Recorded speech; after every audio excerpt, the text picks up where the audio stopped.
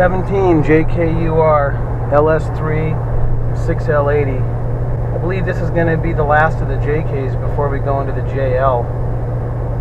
Hopefully the JL will be similar to the JK, live axle, full frame. This JK is going to Colorado, and Colorado is one of the most challenging environments in the country. I have a lot of JKs in Colorado, many of them traveling over the Eisenhower Pass regularly. And what you have in Colorado is basically interstates that have long mountain grades at high altitude. At high altitude, the air is thinner. When the air is thinner, it's not only harder to breathe, but it's harder for your fan to pull air into the engine, and it's harder for the engine to get primary air for combustion. So it's challenging all the way around. When this Jeep goes to Colorado, into the Rockies, gets all the mods added to it, the challenge becomes keeping it running efficient and cool. And I believe over the last 8 years we've done that. The LS lends itself well to the JK for many reasons. This engine's all aluminum, so it dissipates heat well. These LSs do have more room around them for air to flow. Getting air out of the radiator, around the engine, and out of the engine compartment is a bit easier. The LS just really fits the JK well, in my opinion, and I don't think there's going to be a better petrol V8 engine for the JK for some time. We've toyed around with some of the smaller displacement engines, turbocharged engines, and really what it comes down to is cubic inches. If you get a smaller engine, you turbocharge it or supercharge it, essentially what you're doing is trying to mimic a larger displacement engine.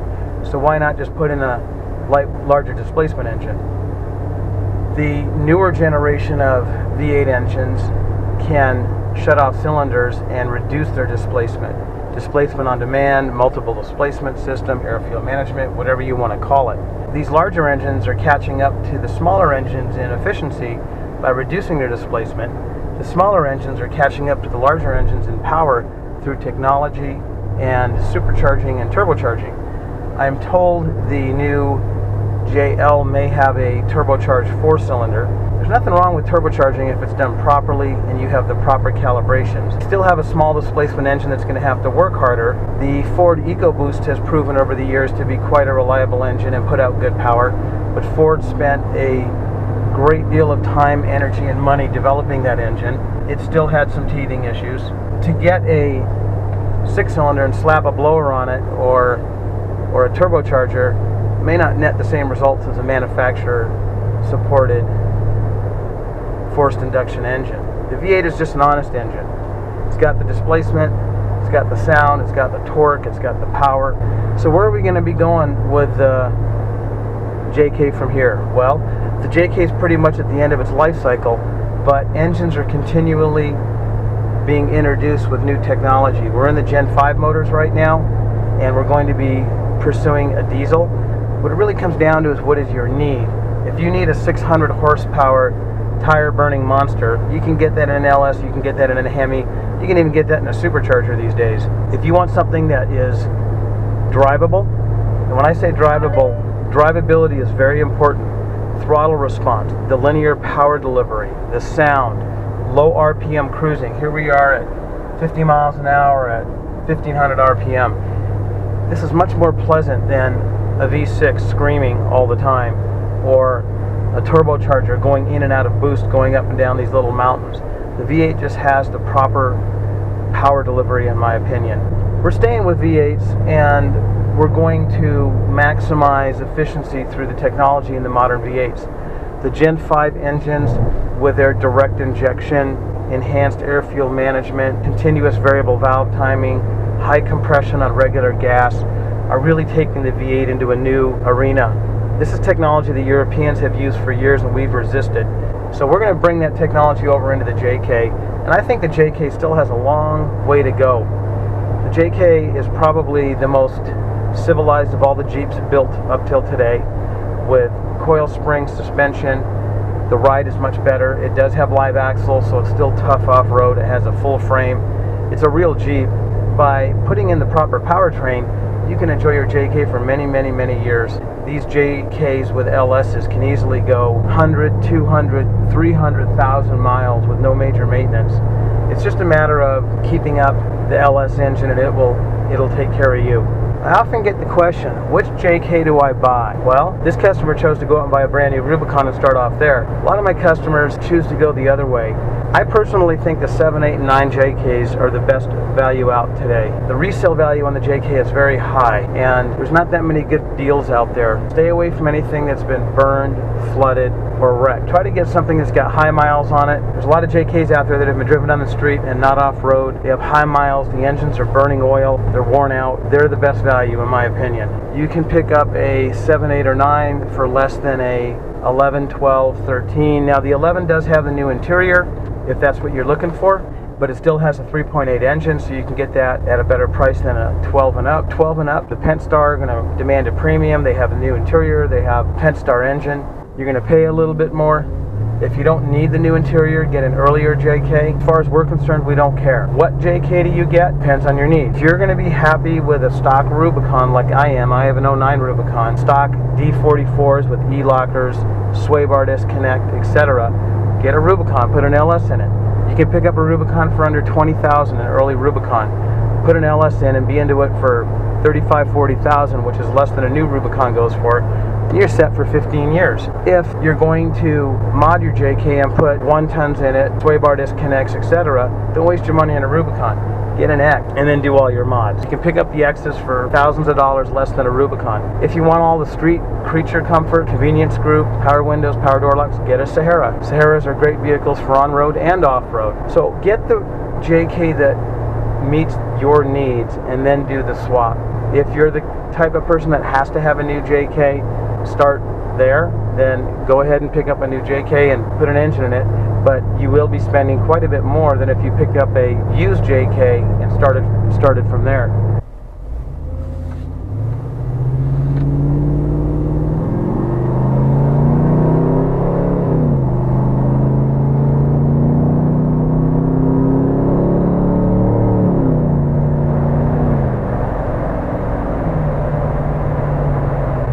Once you get your JK, the question then becomes, which engine do I get? A lot of that depends, again, on what your need is. As far as the LSs go, they're available in a very diverse range. You can start off with a 5.3 Gen 4, 315-ish horsepower. It's going to haul your JK around just fine.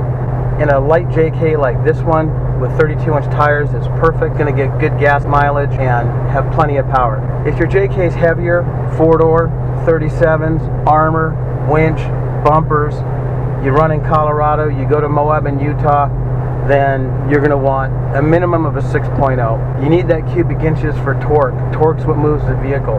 The Gen 4 6.0 is a good engine, needs to be set up right, geared right, and it will haul your heavy JK. The 6.0 is decent on fuel economy. The 6.2 is an excellent engine. They're all aluminum, high compression, require premium gas in the Gen 4 line. Any 6.2 will pretty much do what you need as far as hauling you around the mountains, high altitude. You are going to be putting premium gas in it, and it will return decent economy based on how you drive and how heavy your JK is. If you do a lot of highway travel in a heavy JK, go for the 6.0 or the 6.2. Budget's important to all of us, and the LMG 5.3, in my opinion, is an excellent engine. Very affordable, runs in regular gas. It's an iron engine just like the 6.0. And if that's what's in your budget, you won't be disappointed. The aluminum version of that engine is the LC9. It's going to cost you a little bit more, perform similar, but you will have a little bit lighter weight. The 6.0 is essentially an LMG with more displacement, so it has more torque. The prices on the 6.0s are pretty low. The considerations on the 6.0 are that it is out of a heavy-duty truck, the L96. That's going to be a 2010 or newer Silverado, Sierra, Express van, etc. 6.0s do come with 6L90 transmissions. We can support the 6L90 transmission, but I do suggest you get a 6L80 if you can find one. There's some quirks to the 6L90. You're going to have a hard time running a two-wheel drive 6L90 because nobody makes a adapter for the transfer case that I know of. The 6L90 is heavier, longer, just not needed in the JK in my opinion. Now if you get a 2010 or newer engine, make sure you get a 2010 or newer transmission, and this is very important. I'm dealing with several customers now who bought early 7 and 8 engines and then bought late model transmissions, and mixing and matching in that way is not good. 7 and 8 are pretty much an operating system all to themselves. 9 is an operating system all to itself, and then 10 and newer are pretty much all interchangeable. So try to stick to 10 and newer on anything you do. So going back to the 6L90, if you have a 4-wheel drive 6L90 with a coarse output shaft, we can support it. If you get a 6L80, it doesn't matter what you get. 2-wheel drive, 4-wheel drive, all-wheel drive, they're all supported. Just make sure that the transmission is the same year, or at least the year is compatible with your engine. The LS3 came out in 2010, so if you have an LS3, make sure you get a 2010 or newer engine. So once you get your LS engine and transmission, there's going to be a couple of steps you're going to have to take in order to get it on the road. If you get an engine and a transmission combination from the same vehicle, you'll probably be okay. If not, you may have to flash your transmission.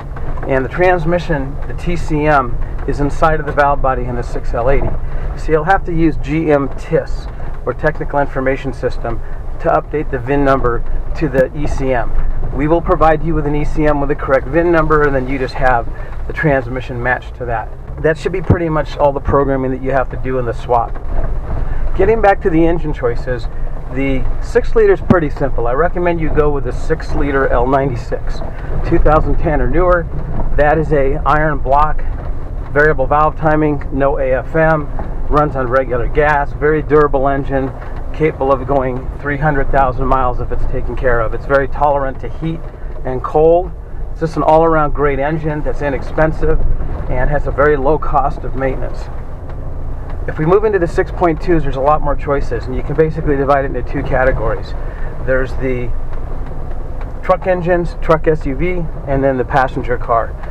So we have the LS3 in the Camaro and the Corvette, and then we have the L99 in the Camaro. The LS3 is pretty much the pinnacle of the small block Chevy. No variable valve timing, no AFM. It's a simple small block Chevy of today. It's an excellent engine, has low parts count, very reliable, races worldwide. I don't need to say a lot about the LS3. I think we all know what it is, and I highly recommend that engine if you can afford it. Only downside to the LS3 is the cost. It does demand a premium. It's a high performance, high compression, all aluminum Corvette motor, and you get bragging rights with it, but you also got to pay for it, and it does require premium gas. If we move into the truck engines, there's basically 3 different truck engines in the 6.2 line that we use. First is the 7 and 8 L92. That engine mainly came in the Denali's and the Escalades, the high-end vehicles, and it did come with a 6L80. The operating system in the L92 is very bespoke to the L92. If you get an L92, run an L92 tune. The L92 uses the 384 computer. The L92 is basically a all aluminum 6.2 with variable valve timing, and that's it. No AFM, no flex fuel. It's a great motor, but it is restricted by its operating system. You need to run it within its own operating system. And the 7 and 8 operating systems are not very user friendly. They are not very tolerant. There will be some mods that you might have to do for the security system and transmission that we've learned over the years and actually pioneered many years ago on the 7 and 8 operating systems, but we can help you with that. Stay away from 7 and 8 5.3s. They did not come equipped with a 6L80, and if you get one, and I'm dealing with a customer now that got one, we need to upgrade it in order to run it with a 6L80. 9 was a good year, but it was also a year all by itself. 9 used the 455 ECM, and they came out with the L9H 6.2. The L9H is essentially an L92, but they added flex fuel. So they changed over the map sensor to the Bosch style. They changed the intake to accommodate it. They changed the fuel injectors and the fuel rail. So there's a lot of changes done in 9, but 9 essentially went to the hardware of the 10 and newer. The difference with 9 is they went to their own operating system, meaning 9 operating system is all by itself. If you have a 9 L9H, you're going to have a 455 computer and a calibration that's 9 and 9 only. So if you get a 9 engine, get a 9 transmission. If you get a 9 transmission, get a 9 engine. There is some cross compatibility with 9 and some of the other years, but it starts getting kind of iffy. So just stick. If you have a 9, stick with a 9. If you have a 10 or newer, you're lucky. 10 or newer is very compatible with each other. TCMs, ECMs, BCMs are all pretty much interchangeable. 6.2 and 10 went to the L94. They took the L9H and they added air fuel management or 4-cylinder mode.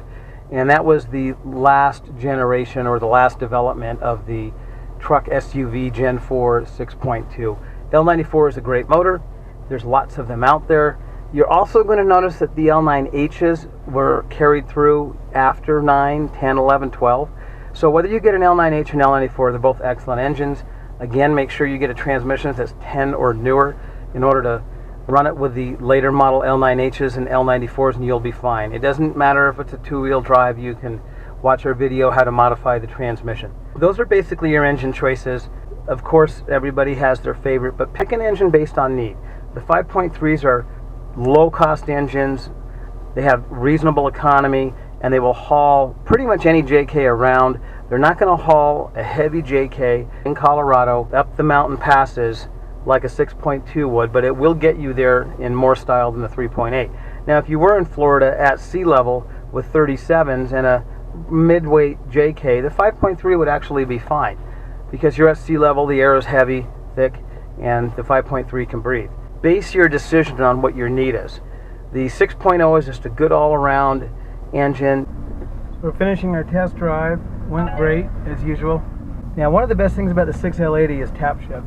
I'm all the way back in first right now, and you can see that I'm barely moving. So I'm going to bump shift up. There's 1, 2. I'm starting to build some speed up, and I got a little obstacle here, so we're going to bump shift back down. 1 more. You can see the RPM match shifting there.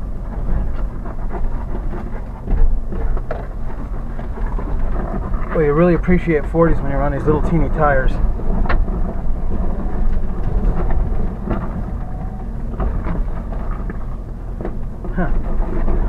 I'm actually getting ESP going down this hill. I can feel the brake pulsing, keeping me straight.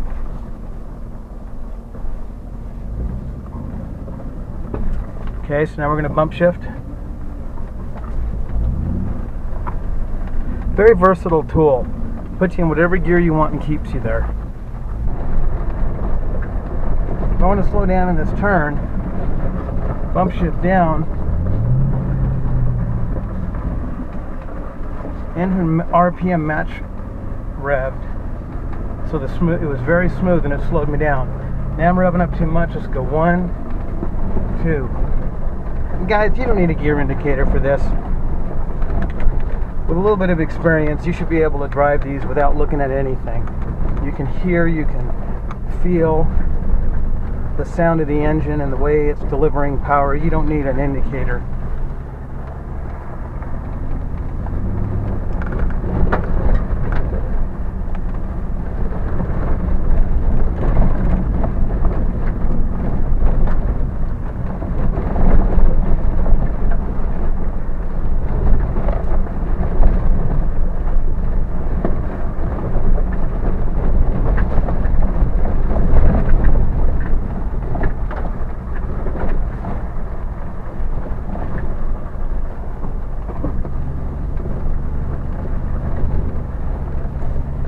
Lots of rocks out here. We call it Collegiate. Not my favorite trails, but they do wonders for shaking things up.